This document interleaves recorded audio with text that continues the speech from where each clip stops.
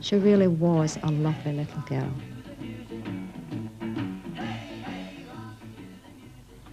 Lesley lived with her mother, stepfather and elder brother and sister on the Turf Hill estate in Rochdale. It's Sunday the 5th of October 1975. And a very nice record that they've suggested is this one. Lesley? Yeah? Just pop in here a sec, please. Yeah? You just go to the shop for me. I only want a loaf of bread. I want an air freshener while you're there. OK, I won't be in a minute. Bye. The local spa shop was in Anstall Road, a 10-minute walk away.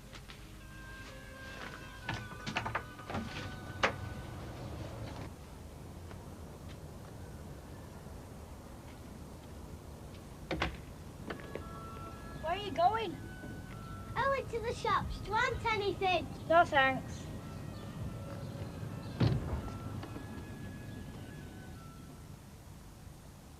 Bernadette Hegarty was 10 years old at the time and lived on the same estate. I'd known Lesley since we were small. We used to play together. She only lived a couple of doors away. As she was going to the shop that day, I was walking up behind her. We didn't walk up together because we'd fell out at the youth club on Friday over a maxi dress. So Lesley went off up the lane and I went round the other way.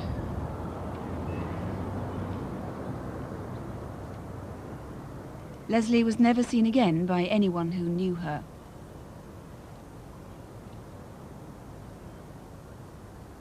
The shopkeeper couldn't be sure that she ever reached the shop.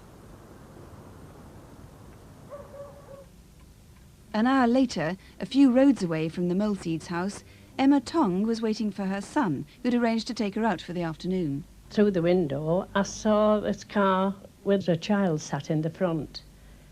A man in his 30s with thinning, fluffy brown hair got into the car. It was a dirty, like a beigey colour, with the red round, as though it was ready for respraying. I saw that poster of the little girl when I was going in town. And I thought, I'm sure that's that little girl I saw in that car outside of my house, you know. By 1:30, Lesley had been gone more than an hour. Laura went to look for her. About 20 minutes' drive from Rochdale is the A672, linking the M62 with Halifax. At about 3:30 that Sunday afternoon, Christopher Coverdale saw something that struck him as odd. As I came around this particular corner, I saw a man and a young girl on the skyline. He was quite a large chap, portly, receding hairline. On a cold, misty October afternoon, it was strange for anyone to want to go walking on the moors. At dusk, just over 2 hours later, Sandra Chapman and her husband were driving past the same spot. There was a white car in the lay-by and it had all this red primer on it, and I took particular notice because it was parked very tightly in the corner and there was no one around. 3 days later, Lesley's body was found just a few yards from the lay-by. She'd been stabbed repeatedly. Time, doesn't it? Well, perhaps tonight, Trevor Wilkinson, someone can help find who did kill Lesley and right that terrible miscarriage of justice. That's right, Sue.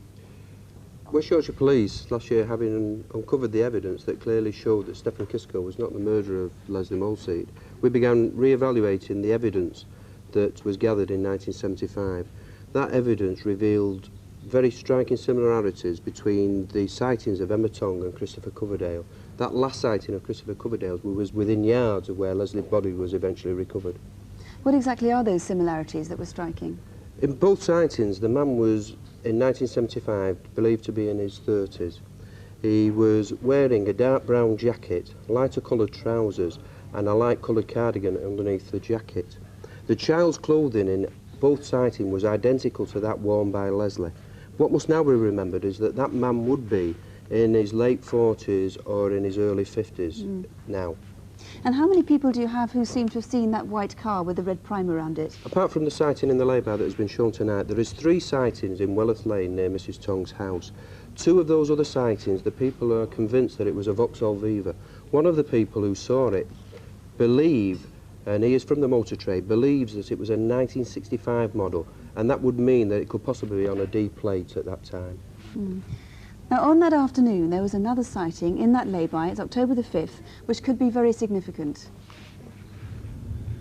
As we passed this lay-by, we saw this ex-GPO van, horrible painted colour.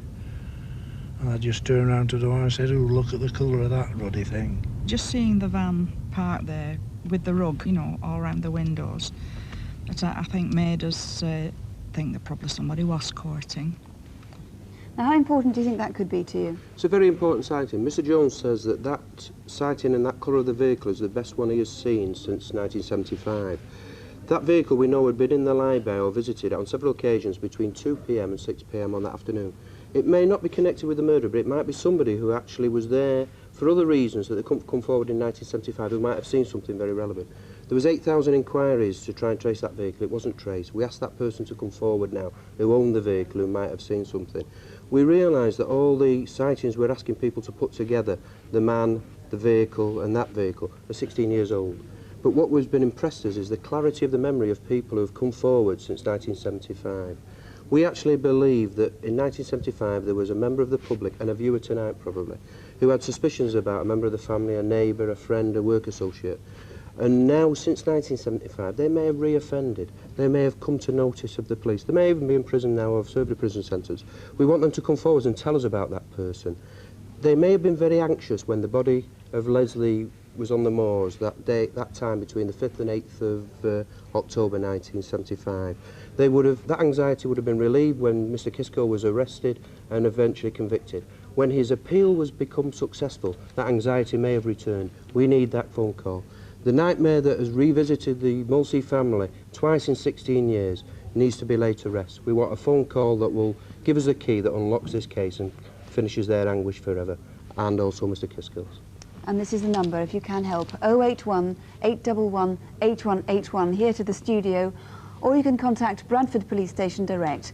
That number is 0800 212 392. That's a free phone number, 0800 212 293. She'd been sexually assaulted, stabbed 12 times and left to die on the Yorkshire moors. As police picked their way through the moorland, one piece of evidence would hold all of the answers, but it would take 30 years for anyone to realise it. It didn't take long for police to arrest a suspect.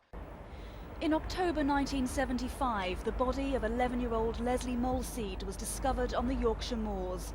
She'd been stabbed 12 times and sexually assaulted. Her killer has never been found. 26-year-old Stefan Kiszko was arrested for Lesley Molseed's murder on the 21st of July 1976. After 2 days of relentless questioning, with no solicitor present, he confessed to Lesley's murder and spent 16 years in prison.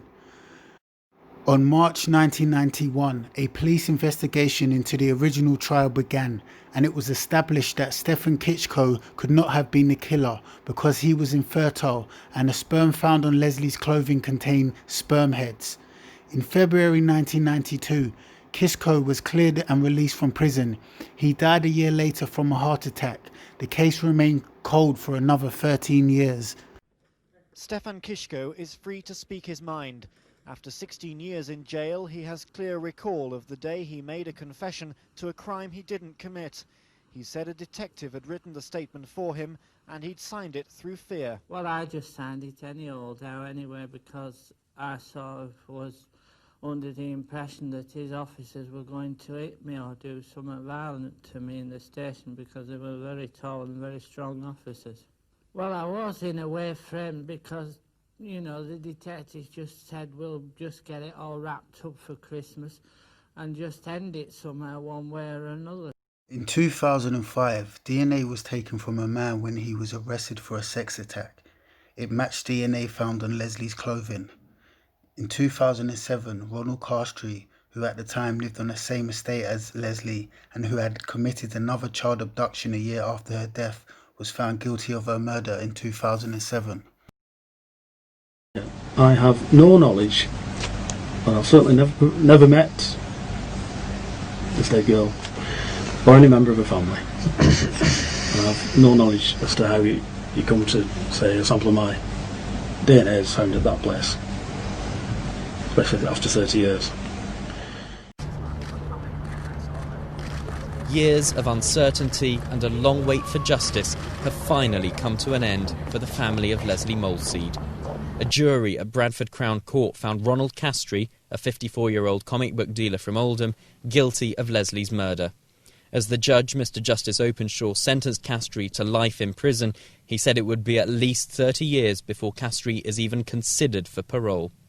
As the jury gave its verdict, there were shouts of yes and tears of relief from the public gallery, where Lesley's mother, April, was sitting surrounded by her family. We are relieved that after so long, our quest for justice for Lesley is now over. It has been a long and harrowing ordeal, and our gratitude to the friends, family and strangers throughout the world who have given us their support is immense. This is a proud day for West Yorkshire Police too. We could never turn the clock back, but what we could do was try and put things right. And I'm proud to have led an excellent team of detectives who've done that today and achieved justice, brought Lesley's killer to justice.